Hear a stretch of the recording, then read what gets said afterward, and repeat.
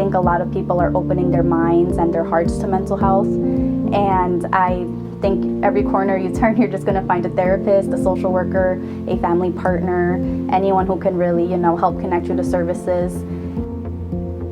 Parents, right? They believe like, if something is wrong with my kid, what did I do wrong kind of thing. So it's more of like empowering parents. It's like, it's nothing that you did wrong or not. That's something that they're going through on their own, and let me provide you the resources that you need for your child to succeed.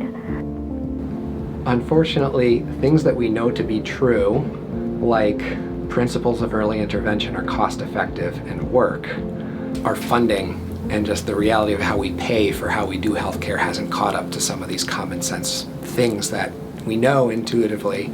If you see something early and identify it and get help soon, it'll probably save money in the long run and be better care for that kid in the long run. And where do we see kids early? At the primary care health center. I think the hard things just take time. Changing culture, changing, practices, that does take some time. Probably most of the really impactful things can't be done quickly. Even though sometimes I do get burnout, of course, but I just remember why I became a social worker, and I had people as growing up that made a difference in my life, and so that's why I'm just trying to do the same.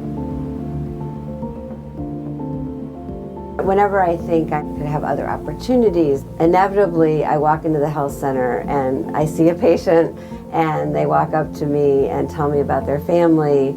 No one calls me Dr. Rubin. It's, Dana, and I might see them at the grocery store, I might see them on the street. And that's just been a huge privilege in being a part of this community. Sometimes when you're burned out and you're like, I can't do this anymore, like you see a child that is getting the services that he needs, or like a mom who is going through like hard times and was like, thank you because you gave me that opportunity, or you gave me that knowledge that I needed to go to the next step. It's like what keeps you grounded here. Me as a Latina, I bring out all these resources and all this information to the community so they know that there is help out here. You just gotta ask for it and look for it, because there is. A lot of the families like, I didn't know.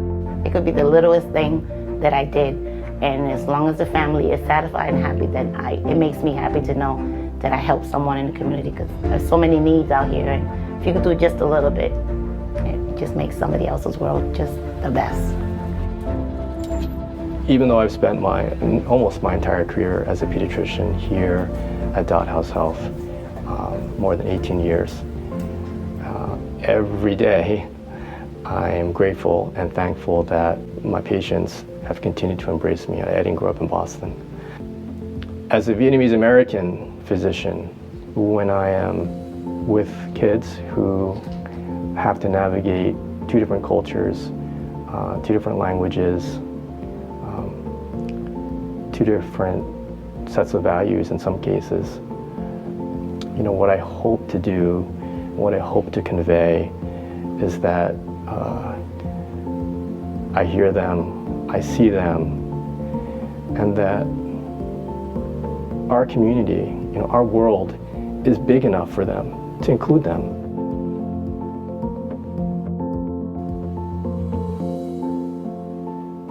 There are very few places in this sort of medical system that we have that work at breaking down the barriers to patients. The medical system is so complicated for many people to navigate. It's complicated for me, and I'm a relatively educated person whose first language has now become English, but to those who don't speak English, who don't know the systems, it's incredibly hard.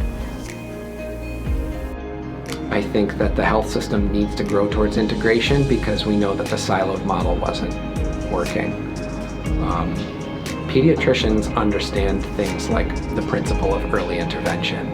The earlier you identify something, catch it, and then get treatment, the better